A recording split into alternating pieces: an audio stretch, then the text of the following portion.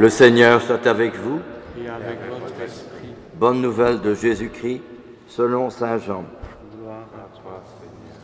C'était après la mort de Jésus, le soir venu en ce premier jour de la semaine, alors que les portes du lieu où se trouvaient les disciples étaient verrouillées par crainte du Juif, Jésus vint, il était là au milieu d'eux. Il leur dit, la paix soit avec vous. Après cette parole, Jésus leur montra ses mains et son côté. Les disciples furent remplis de joie en voyant le Seigneur. Jésus leur dit de nouveau, la paix soit avec vous. De même que le Père m'a envoyé, moi aussi je vous envoie. Ayant ainsi parlé, Jésus souffla sur eux et leur dit, recevez l'Esprit Saint. À qui vous remettrez ces péchés, ils seront remis. À qui vous maintiendrez ces péchés, ils seront maintenus. Acclamons la parole de Dieu. Louange à toi, Seigneur Jésus. Nous célébrons aujourd'hui la fête de la Pentecôte. Pentecôte vient du mot grec Pentecostés, qui veut dire 50. Donc, ce qui veut dire 50 jours après sa résurrection, Jésus a envoyé l'Esprit Saint sur ses apôtres. Ils avaient peur des Juifs. Le lieu où ils étaient, on avait verrouillé les portes parce qu'ils avaient peur des Juifs, parce que les Juifs avaient tué leur maître, Jésus. Et Jésus vient au milieu d'eux alors que les portes étaient verrouillées. Et la première parole que Jésus leur dit, la paix soit avec vous, car ils avaient peur des Juifs. Ils craignaient de subir le même sort que leur maître, que Jésus. Alors Jésus leur envoie l'Esprit Saint. Recevez l'Esprit Saint. Et que veut dire cette fête de l'Esprit Saint aujourd'hui?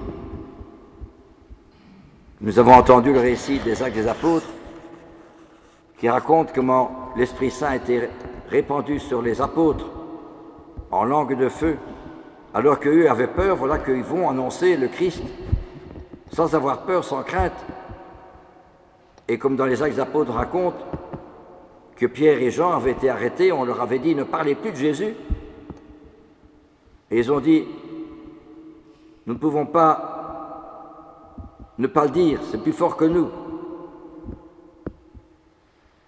Mieux vaut croire en Dieu, parler de faire confiance en Dieu que de faire confiance dans les hommes. Ils ont été flagellés, et me racontent les Actes des Apôtres, quand ils sont sortis du Sanhédrin, ils étaient tout joyeux d'avoir subi des supplices pour le nom de Jésus. Tout joyeux, c'est assez extraordinaire quand même. Eh bien, que veut dire cette fête de Pentecôte à travers toute l'histoire de l'Église? Je n'ai plus la date exacte, mais en 1988-87, il y avait un prêtre polonais qui avait beaucoup travaillé pour la défense de son pays. Le cardinal Wyszynski lui avait dit « Sois prudent dans tout ce que tu dis, ne sois pas trop affirmatif pour dénoncer l'injustice. » Mais lui, il ne pouvait pas s'empêcher de dire la vérité. Et il parlait avec conviction, partout où il allait. Et il y avait du monde qui venait l'écouter. Et un soir, il devait se rendre dans une paroisse en Pologne. Il était en voiture avec un de ses compagnons, parce qu'on craignait pour lui.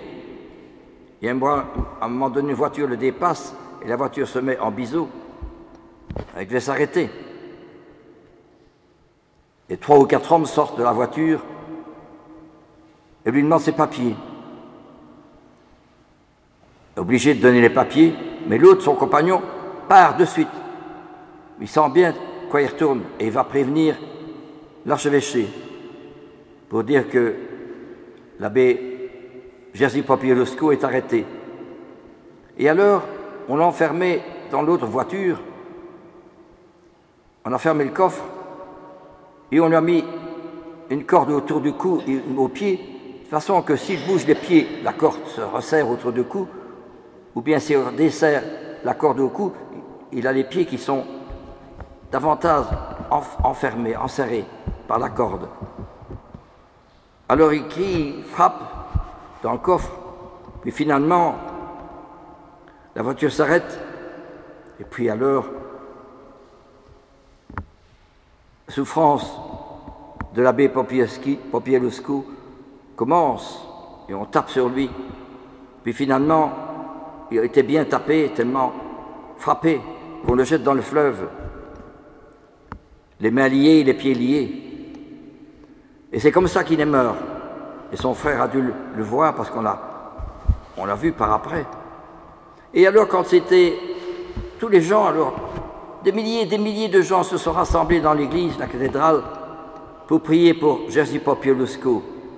Et il y avait une foule immense, même autour de la cathédrale, à genoux, alors qu'il faisait froid par terre, sur la terre. Et beaucoup de gens se convertissaient, et beaucoup de gens se confessaient. C'était extraordinaire. Et quand le pape Jean-Paul II est venu un peu après, en Pologne, il est allé au cimetière, il s'est mis à genoux à côté de la tombe de Jerzy Popieluscu, il s'est mis à genoux et il a prié Jerzy Popieluscu, pour l'Église bien sûr, mais pour son pays.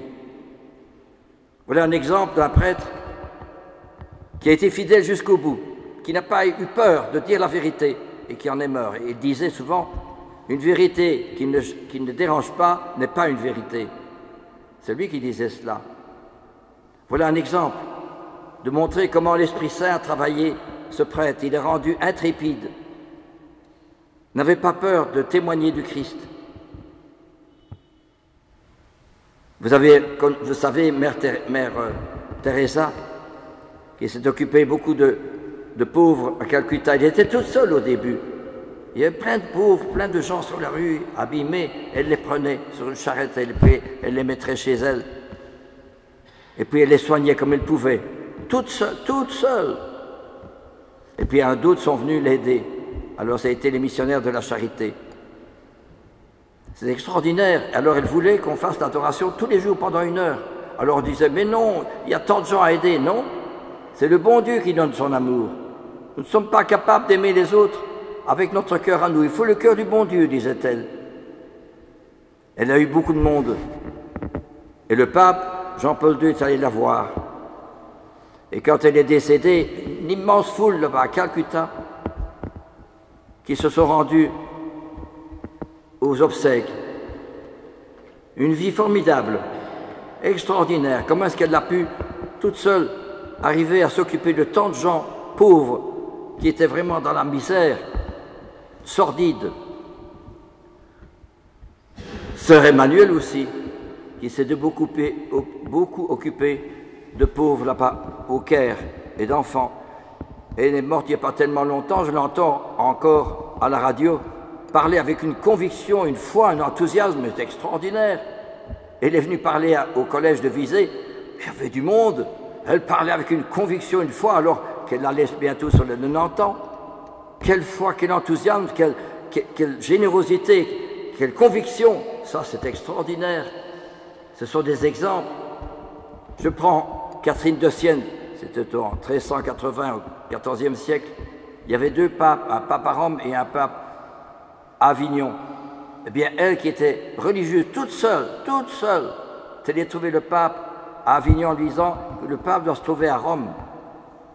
Et elle a bravé tous les cardinaux, les évêques, les prêtres, les théologiens, les experts et tout ça. Non, il a traversé tout ça, toute seule, comme femme. Et est allée trouver le pape en lui disant non, c'est à Rome que vous devez être, et pas ici.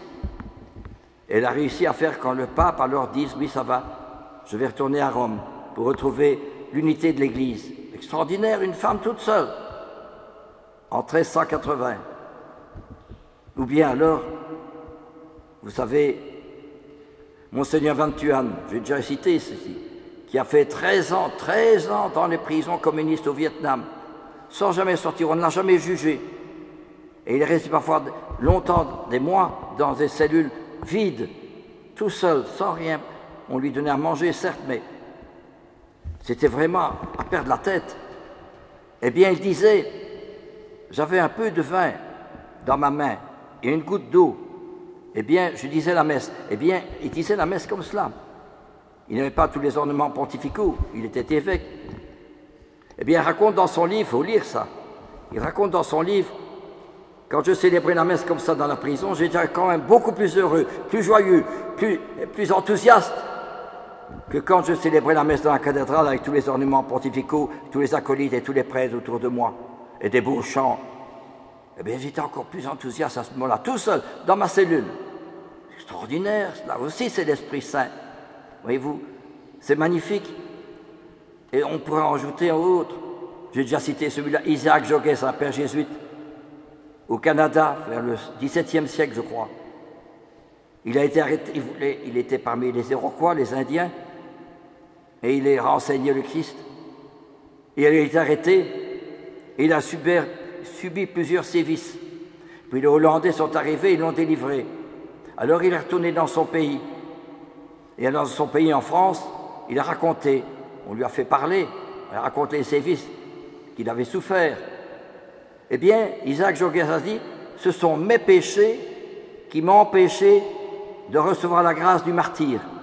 Et il est retourné là-bas, au Canada Nord, et bien sûr, il a été de nouveau arrêté et il a subi le martyr.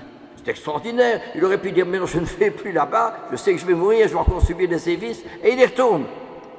C'est la force de l'Esprit Saint, il faut lire ses écrits, c'est magnifique, hein. Voyez-vous, c'est tout à fait contraire, tout à fait contraire. Je vais encore ajouter, n'est-ce pas? Eh bien, c'est extraordinaire tout cela. Et l'abbé Stock, qui a été aumônier dans les prisons à Paris, et qui a allé voir les prisonniers, il y avait des chic types là parmi ces prisonniers. Ils n'avaient rien fait de mal, mais simplement parce qu'ils étaient français ou ils étaient croyants, etc. Eh bien, on leur faisait subir des sévices. Et alors, ils ne pouvaient plus voir leur famille ni rien. Et l'abbé Stock venait toujours avec tout un matériel dans ses poches pour les aider. Et il transmettait des lettres de leur famille, au risque de se faire attraper et de lui-même d'être arrêté et d'être conduit en prison. Il a continué comme aumônier. Et quand il accompagnait ces gens-là jusqu'au poteau, lorsqu'ils étaient exécutés, il les accompagnait, les soutenait, les encourageait, priait avec eux. Et quand il rentrait chez lui, il n'en pouvait plus, il ne savait pas dormir. Il disait, mais comment est-ce que l'homme peut être aussi violent vis-à-vis de son frère? C'est extraordinaire. Une belle vie, hein, l'abbé Stock. C'est extraordinaire. Mais vous, c'est encore un signe de l'Esprit Saint. Hein? Il n'était pas obligé d'aller jusque-là. Voyez-vous, eh bien, je pourrais encore en citer tant d'autres. Eh bien, justement, qu'est-ce que cela veut dire? Trois choses. Il nous rappelle quoi? D'une part, notre vocation. Jésus m'appelle à chaque jour. Il m'appelle chaque jour. J'ai besoin de toi, viens. Et il m'appelle chaque jour. Parce qu'aujourd'hui, je fais les choses par habitude, parce qu'il faut bien, parce que voilà ceci, ou ça me plaît ceci, ou ça me plaît. Non, je le fais parce que le Seigneur me le demande. Je le fais par amour du Seigneur. Non plus parce que ça me plaît ou par amour propre, mais je le fais par amour de Jésus. C'est tout le contraire, ma vocation. Et deuxièmement, il nous rappelle, tous ces chrétiens, tous ces martyrs, tous ces saints, il nous rappelle que Jésus me transfigure, me change. Mon orgueil, mon égoïsme, ma façon de voir les choses, ma jalousie, mon esprit de domination, tout ça, fout le camp. Il n'y a plus qu'un amour d'humilité, de bonté, de gentillesse, de respect des autres. Voyez-vous, transfiguré. Et enfin, troisièmement, mission. Mais oui, il faut que j'aille porter cette nouvelle, cette joie, ce feu de l'amour du Christ. Mais il faut que j'aille porter à d'autres, par ma vie surtout. Pas peut-être par la parole, mais surtout par ma vie. En ayant une vie de pauvreté, d'humilité, de sacrifice, de don de soi. C'est cela. Bien, moi, je suis ému quand il m'arrive d'avoir tant de problèmes des jeunes, de me réveiller la nuit, etc. Et il faut ne pas me fâcher.